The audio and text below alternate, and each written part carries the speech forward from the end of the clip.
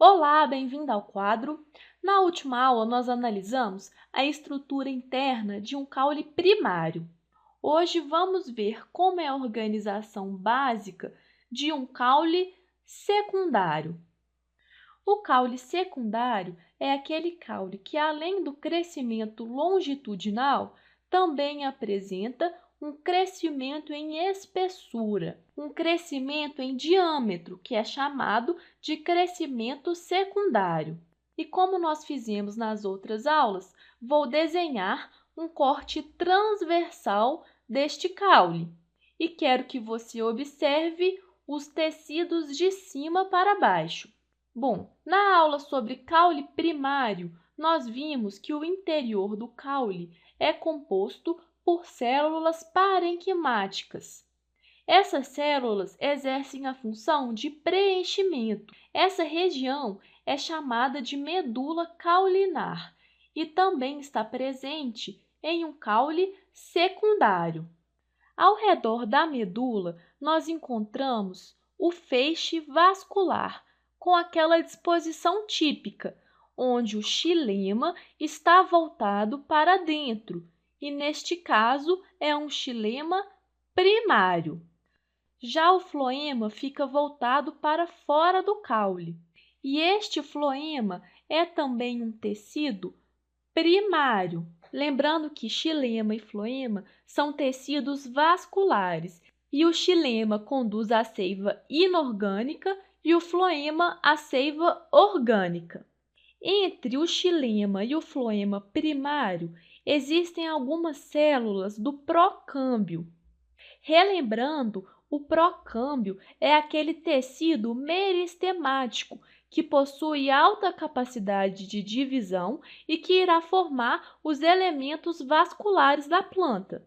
Essas células do procâmbio vão se dividindo e vão formar um outro tecido, que é também um tecido meristemático. E esse tecido que fica aqui entre o floema primário e o xilema primário é chamado de câmbio fascicular. E entre esses feixes existem células parenquimáticas. Algumas dessas células parenquimáticas são células especiais, porque podem readquirir capacidade de divisão celular. Quando essas células readquirem essa capacidade de divisão, elas formam um novo tecido, que é também um tecido meristemático.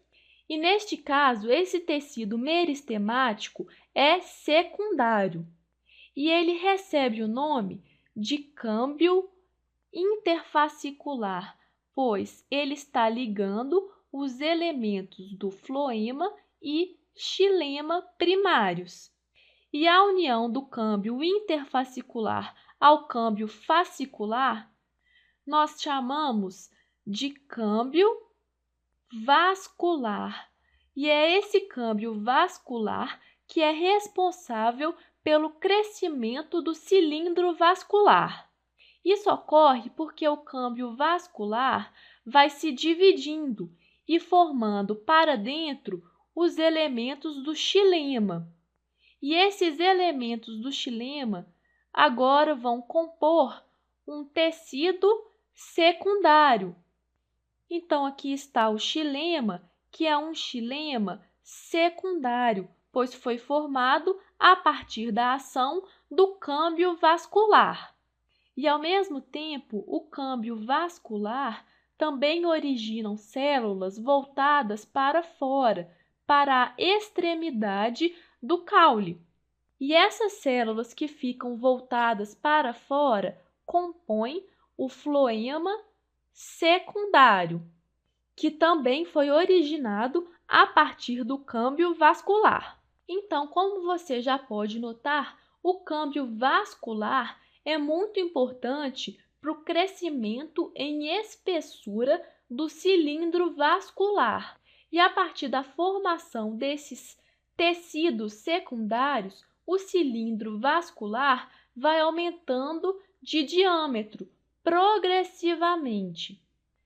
E, além disso, algumas células parenquimáticas também se diferenciam, formando uma camada de células especiais. E nós já vimos essa camada de células na aula de raiz secundária. Essa camada é chamada de felogênio e é uma camada de células meristemáticas que apresentam capacidade de divisão celular.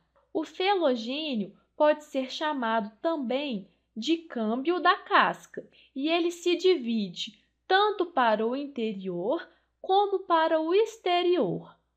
Quando ele se divide para o interior, forma-se uma nova camada de células. Esta camada é o feloderma, que nós também já vimos na aula de raiz secundária. E a camada de células que o felogênio forma para o exterior passa a acumular suberina. Nós já vimos também que a suberina é uma substância impermeabilizante, sendo muito importante para a impermeabilização dessa camada mais externa, que é chamada de suber.